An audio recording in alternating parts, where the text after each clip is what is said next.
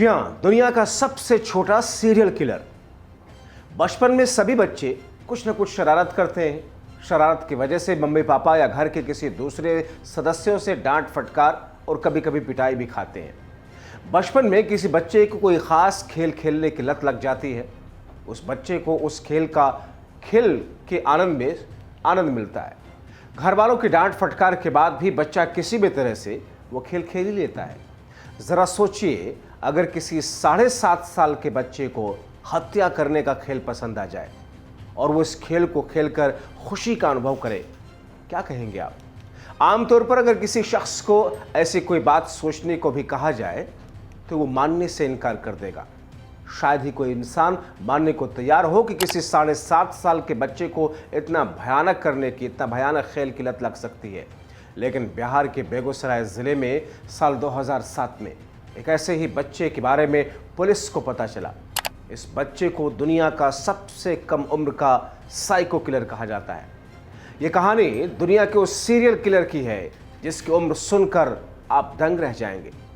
जिस उम्र में बच्चे तीसरी चौथी कक्षा में पहुंचते हैं, उस उम्र में बिहार का एक बच्चा खौफनाक वारदात को अंजाम देने लगता है। अपराध की दुनिया में वैसे तो तमाम कम उम्र के क्रिमिनल हुए, लेकिन बिहार में सीरियल किलर ऐसा रहा जिसे दुनिया का सबसे छोटा सीरियल किलर माना जाता है। जब वो 8 साल का था तब उसने कथित तौर पर 3 लोगों की हत्या की।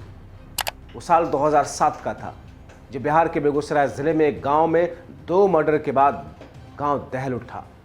लोग कत्ल के बाद जब तीसरा कत्ल हुआ, 2 कत्ल के बाद, तो मामला पुलिस तक पहुंचा। पुलिस ने मामले की तहकीकात की तो जो खुलासा हुआ उसे सुनकर अफसरों से लेकर आम लोग तक दंग रह गए। यह कत्ल 8 साल के उस बच्चे ने किए थे। पुलिस ने जब उससे इन हत्याओं के पीछे की वजह पूछी तो उसकी बातें सुनकर सब हैरान रह गए। बिहार की राजधानी पटना से कोलकाता की तरफ बढ़ने पर करीब 127 किलोमीटर की यात्रा करने के बाद बेगूसराय जिला आता है। इसी जिले में मुसहरी गांव है। यहाँ एक शख्स दिहाड़ी मजदूर करके अपने परिवार का पेट पालता था। साल 1998 में उस मजदूर को एक बेटा हुआ। अपने जनरेशन में परिवार के पहले बेटे के जन्म होने से परिवार में खुशी की लहर हुई। न केवल माँ पिता बल्कि पड़ोस में रहने वाले चाचा चाची भी इस बच्चे के जन्म पर काफ़ी खुश थे। परिवार के लोग उसका नाम अमरदीप सदा रखते हैं। अमरदीप 2 साल की उम्र से ही गुमसुम रहने लगा। वो ज़्यादा किसी के साथ घुलता मिलता नहीं था। परिवार और गांव के लोग समझते थे कि अमरदीप गंभीर स्वभाव का बच्चा है, इसलिए आगे चलकर पढ़ाई में अच्छा करेगा। देखते देखते अमरदीप करीब 7.5 साल का हो जाता है। एक दिन उसके पिता और चाचा आदि घर वाले मजदूरी करने के लिए घर से बाहर गए। अमरदीप घर के बाहर खेल रहा था, तभी उसने देखा कि पड़ोस में रहने वाले उसके चाचा का 8 महीने का बेटा रो रहा था। माँ घर के किसी काम में उलझी थी, इसलिए वो उसे चुप नहीं करा पा रही थी। उसी शाम जब अमरदीप के पिता और चाचा मजदूरी करके लौटे तो उन्हें घर के पिछले हिस्से में अमरदीप के 8 महीने के चचेरे भाई की लाश मिलती है। 8 महीने के बच्चे के सिर और शरीर के बाकी हिस्सों पर खपड़े से वार के निशान मिले। बच्चे की डेड बॉडी पूरी तरीके से खून से लथपथ और लहूलुहान थी। परिवार के लोग समझ नहीं पाए कि आखिर 8 महीने के बच्चे का कत्ल किसने किया। तभी घर वालों की नज़र अमरदीप पर जाती है।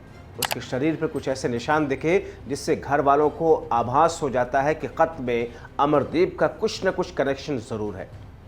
अमरदीप घर का बच्चा होता है, इसीलिए परिवार का मैटर मान करके इस मामले को पुलिस तक नहीं जाने दिया जाता। अमरदीप पहले की तरह परिवार के साथ रहने लगा। करीब 6 महीने बाद अमरदीप की 6 महीने की सगी बहन घर में मृत मिली। इस बच्ची का कत्ल भी ठीक उसी तरह से हुआ। इस 6 महीने की बच्ची के शरीर पर भी खपड़े से वार के निशान दिखे। इस कत्ल के बाद भी परिवार के लोगों को अनुमान हो जाता है कि इसमें अमरदीप का हाथ है। इस बार भी परिवार का मैटर मानकर मामले को थाने तक नहीं जाने दिया गया। कहा जाता है कि परिवार के लोगों को डर था कि उन्हें पहले ही अपने बेटी को उन्होंने खो दिया था और अगर पुलिस के पास जाते तो उनका बेटा अमरदीप उनके हाथ से चला जाता। करीब 3 महीने बाद एक महिला काम के थकन के बाद गांव के सरकारी स्कूल के बाहर सुस्ता रही थी। उसके साथ उसके 1 साल की बेटी खुशबू भी थी। इस बीच उस महिला को घर का कोई काम याद आ जाए। वो देखती है कि उसकी बेटी खुशबू नींद में है, इसलिए वो उसे वहीं छोड़ करके पास के अपने घर में चली जाती है। जब वो खुशबू को सोते हुए छोड़कर जा रही होती है तो वो देखती है कि स्कूल के पास अमरदीप खेल रहा है। अपना काम निपटा करके जब कुछ ही समय बाद महिला वहां पहुंचती है तो उसे अपनी बच्ची नहीं दिखती। वो घबराती है। पूरे गांव में बच्ची की तलाश शुरू होती है। महिला को याद था कि जब वो खुशबू को सोते हुए छोड़कर गई थी तब स्कूल के पास अमरदीप दिखा था। वो अमरदीप से जब खुशबू के बारे में पूछती है तो वो कुछ भी नहीं बोलता, केवल मंद मंद मुस्कुरा देता है। इसके बाद खुशबू के लापता होने के बाद पुलिस तक पहुंचती है। महिला पुलिस को बार बार कहती है कि खुशबू जहां सो रही थी वहां अमरदीप मौजूद था, इसलिए उसे ज़रूर इस बारे में कुछ न कुछ मालूम होगा। पहले तो पुलिस इस बात को नज़रअंदाज कर देती है, लेकिन महिला के बार बार कहने पर अमरदीप को बुलाया जाता है। पुलिस माता पिता को मौजूदगी में अमरदीप से बार बार पूछती है कि वो खुशबू के बारे में क्या जानता है। सवाल पूछने पर अमरदीप कुछ नहीं बोलता और केवल मुस्कुराता है। पुलिस के बारे में पूछने पर अमरदीप ने कहा कि अगर उसे बिस्कुट खिलाया जाए तो वो सारी बातें बताएगा। पुलिस ने गांव की दुकान से एक पैकेट बिस्किट मंगवाया, अमरदीप को खाने के लिए दिया। अमरदीप ने 2-4 बिस्किट खाने के बाद मुस्कुराते हुए कहा, मैंने उसे खपड़े से मारकर सुला दिया। 8 साल के बच्चे के मुंह से ऐसी बात सुन करके पुलिस इसे हल्के में लेती है। फिर भी मन ही मन तसल्ली के लिए उसे पूछती है कि आखिर उसने खुशबू को कहाँ सुलाया। इस पर अमरदीप कहता है कि उसे और बिस्कुट खिलाया जाए तो वो आगे की बात बताएगा। बिस्कुट मंगवाया जाता है। अमरदीप पेट भर करके बिस्किट खाने के बाद पुलिस को अपने साथ ले जाता है। स्कूल के पास एक खेत में कुछ झाड़ीनुमा खरपतवार को हटाया जाता है। खरपतवार हटते ही पुलिस और गांव वाले के होश फाख्ता हो जाते हैं। 1 साल की बच्ची खुशबू की लाश होती है। खुशबू के सिर और जिस्म पर ठीक उसी तरह खपड़े से वार के निशान थे। इसके बाद गांव के लोग पुलिस को बताते हैं कि अमरदीप की सगी बहन और उसके चाचा के बेटे का शव भी इसी हालत में मिला था। कातिल महज 8 साल का था, इसलिए पुलिस को इसे समझने में देरी हो रही थी। समझ में नहीं आ रहा था कि उसके खिलाफ कार्रवाई क्या करे।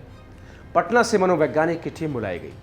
बातचीत के क्रम में अमरदीप ने बताया कि उसे कत्ल करने में मज़ा आता है। महज 8 साल की उम्र होने की वजह से उसे अंदाज़ा नहीं था कि वो गुनाह कर रहा है। उसे यह भी अनुमान नहीं था कि ऐसा करने से उसे कितनी सख्त सज़ा मिल सकती है।